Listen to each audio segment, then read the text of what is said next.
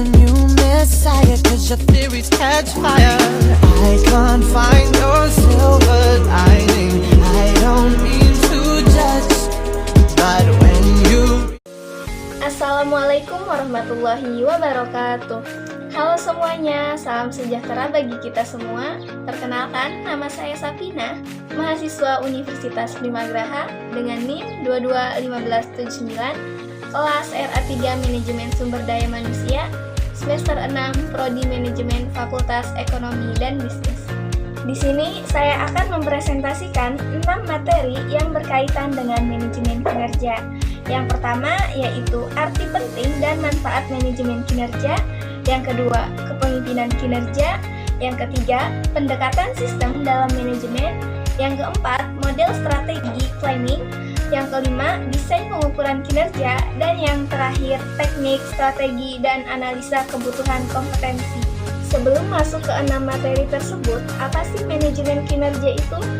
Menurut Michael Armstrong pada tahun 2004, manajemen kinerja adalah pendekatan strategis dan terpadu untuk menyampaikan sukses yang berkelanjutan pada organisasi dengan memperbaiki kinerja karyawan yang bekerja di dalamnya, serta dengan mengembangkan kemampuan tim dan kontributor individu. Baiklah, langsung saja ke materi yang pertama, yaitu arti penting dan manfaat manajemen kinerja.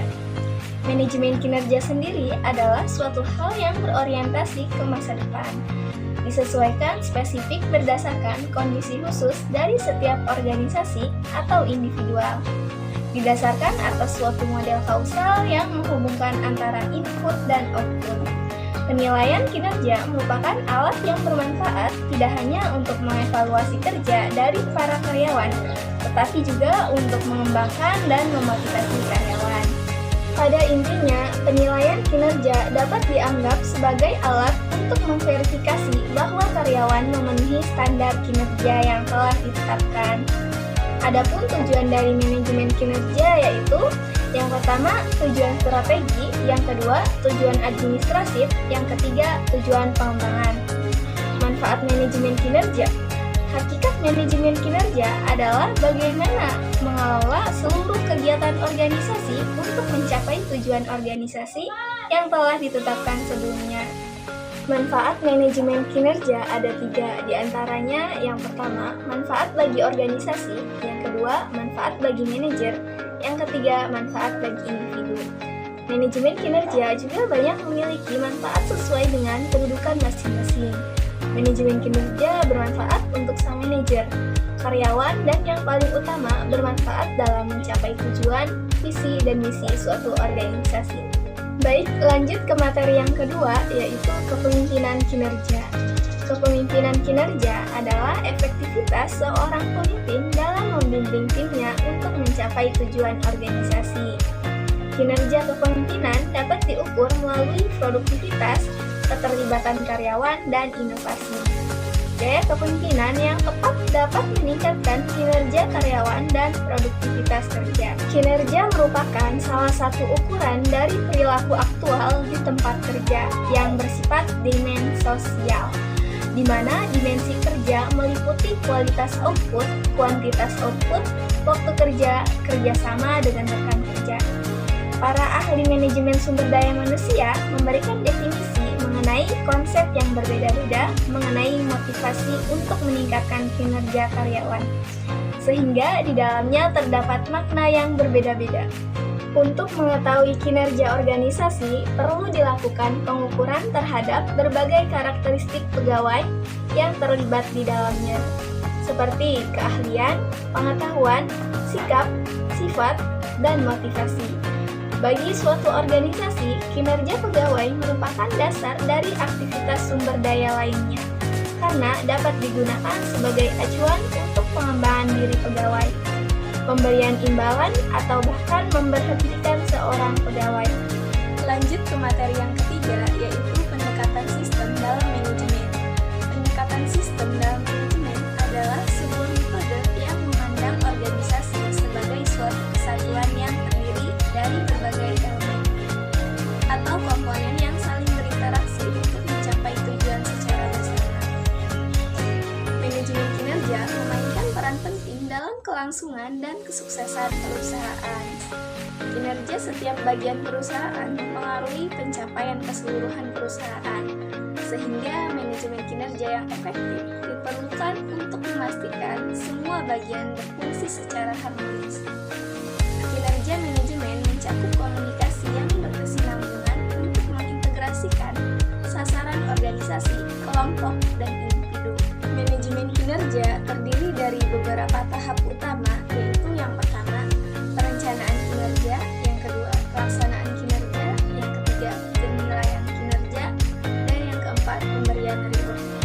Lanjut materi yang keempat, yaitu model strategi planning. Strategi planning atau perencanaan strategis berfungsi sebagai fondasi utama untuk menetapkan arah, tujuan, dan indikator keberhasilan organisasi. Ada beberapa teori dan model strategi planning yang relevan secara khusus dalam konteks manajemen kinerja. Perencanaan strategis merupakan elemen kunci dalam manajemen yang berfungsi untuk menentukan arah, tujuan, serta strategi organisasi dalam jangka panjang. Berbagai model seperti Bell-Sachs Forward, SWOT Analysis, Management by Objective, dan Result-Based View memberikan pendekatan yang berbeda dalam merumuskan strategi berdasarkan kondisi internal dan eksternal organisasi. Secara keseluruhan, teori-teori model strategi planning menekankan bahwa perencanaan strategis adalah proses sistematis untuk mencapai visi dan misi organisasi. Nah, bagaimana sih peran kepemimpinan dan budaya organisasi dalam keberhasilan implementasi strategi planning? Jadi, kepemimpinan dan budaya organisasi berperan penting dalam keberhasilan perencanaan strategis. Pemimpin yang efektif dapat membimbing organisasi melalui proses perencanaan strategis, sedangkan budaya organisasi yang mendukung visi strategis dapat mendorong kesuksesan. Peran kepemimpinan dalam perencanaan strategis yang pertama yaitu memberikan visi, arahan, dan bimbingan. Yang kedua, menginspirasi dan memotivasi tim. Yang ketiga, memastikan rencana dikomunikasikan dan diimplementasikan secara efektif. Yang keempat, memastikan pemangku kepentingan selaras dan berkomitmen terhadap rencana. Yang kelima, mendorong akuntabilitas dan hasil. Yang keenam, memahami pentingnya perencanaan strategis sebagai proses berkelanjutan.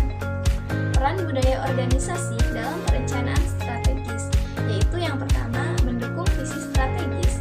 Yang kedua, menciptakan lingkungan yang mendorong inovasi. Yang ketiga, memupuk semangat yang positif. Yang keempat, membangun ikatan yang lebih kuat antara karyawan dan perusahaan. Yang kelima, meningkatkan moral dan produktivitas secara keseluruhan. Yang keenam, menciptakan budaya yang menarik dan mempertahankan talenta terbaik. Jadi, pemimpin yang efektif dapat memastikan bahwa organisasi mereka tetap kompetitif dan sukses dalam jangka panjang.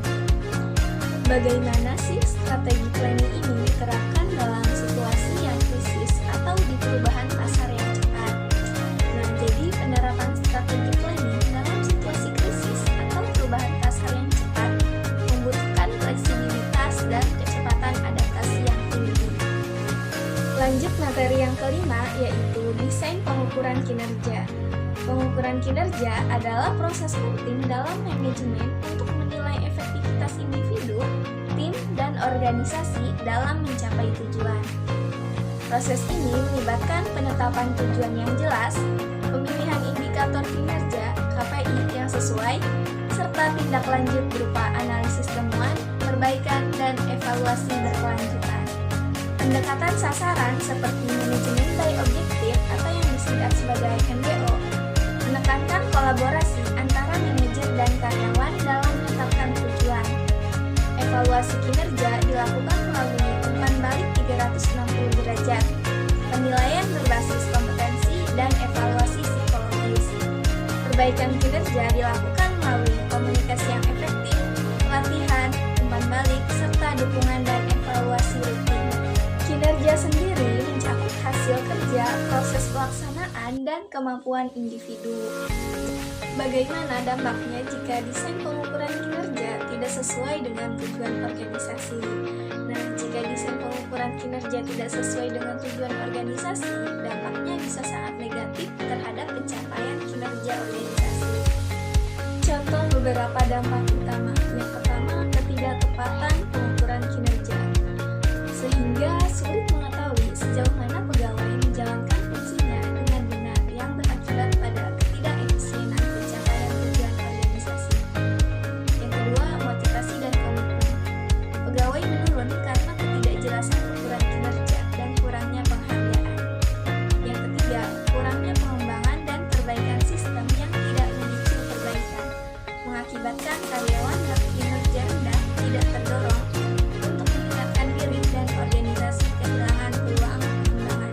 Dampaknya, desain pengukuran kinerja yang tidak tepat akan menghambat pencapaian visi dan misi organisasi serta menurunkan efektivitas efisiensi kerja. Data apa yang dibutuhkan untuk mengukur kinerja dan dari mana data diperoleh? Untuk mengukur kinerja, organisasi memerlukan data relevan dan akurat untuk memahami bagaimana proses, hasil, dan dampak dari kegiatan yang dilakukan. Data ini dapat diperoleh dari berbagai sumber seperti informasi manajemen yang menyediakan data tentang operasional organisasi, laporan keuangan, serta feedback dari karyawan yang dapat membantu memahami dinamika internal organisasi. Jadi, kesimpulannya, desain pengukuran kinerja membantu organisasi mengevaluasi dan meningkatkan kinerja secara objektif, fleksibel, dan berkelanjutan. Lanjut materi yang terakhir, yaitu teknik, strategi, dan analisis kebutuhan kompetensi. Kompetensi dalam manajemen kinerja. Kompetensi merupakan skill atau keahlian yang harus dimiliki oleh seseorang dalam melakukan tugas dan tanggung jawab yang dilandasi oleh pengetahuan, keterampilan, dan kepribadian dalam suatu organisasi. Teknik, strategi, dan analisa kebutuhan kompetensi. Dalam manajemen kinerja, penerapan teknik, strategi, dan analisis kebutuhan kompetensi memegang peranan penting untuk meningkatkan efektivitas serta efisiensi organisasi. Teknik dalam analisa kebutuhan kompetensi. Teknik ini melibatkan beberapa pendekatan, yaitu yang pertama, analisa kinerja, yang kedua, wawancara dan survei, yang ketiga, observasi, yang keempat, analisa dokumen. Latihan dan pengembangan kompetensi menunjukkan pentingnya program pelatihan dan pengembangan yang terstruktur untuk meningkatkan kompetensi karyawan. Metode pelatihan yang efektif mencakup pelatihan in-house, monitoring, refleksi pekerjaan, dan pembelajaran. Kompetensi individu merupakan salah satu faktor kunci dalam menentukan tingkat kinerja seseorang di lingkungan kerja.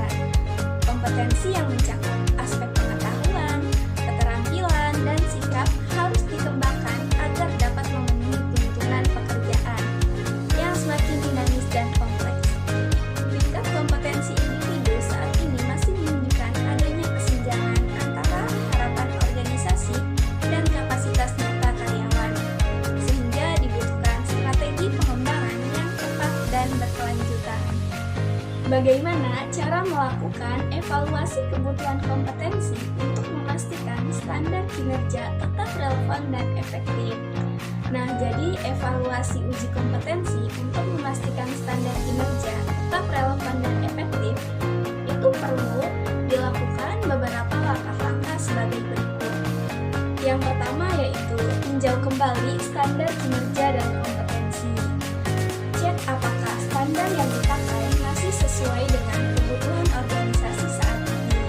Lihat perubahan di industri, teknologi, regulasi, atau strategi bisnis yang mungkin mempengaruhi standar tersebut. Yang kedua, kumpulkan data hasil uji kompetensi. Analisis hasil tes kompetensi karyawan, berapa banyak yang lulus, di mana mereka sering gagal, dan area mana yang kuat atau lemah. Yang ketiga, minta feedback dari peserta dan asesor. Tanya langsung ke peserta dan evaluator tentang relevansi materi, tingkat kesulitan, dan keterkaitan dengan pekerjaan nyata. Bisa pakai survei, wawancara, atau forum diskusi. Yang keempat, bandingkan dengan benchmark industri. Lihat standar kompetensi di perusahaan lain yang sejenis atau ikuti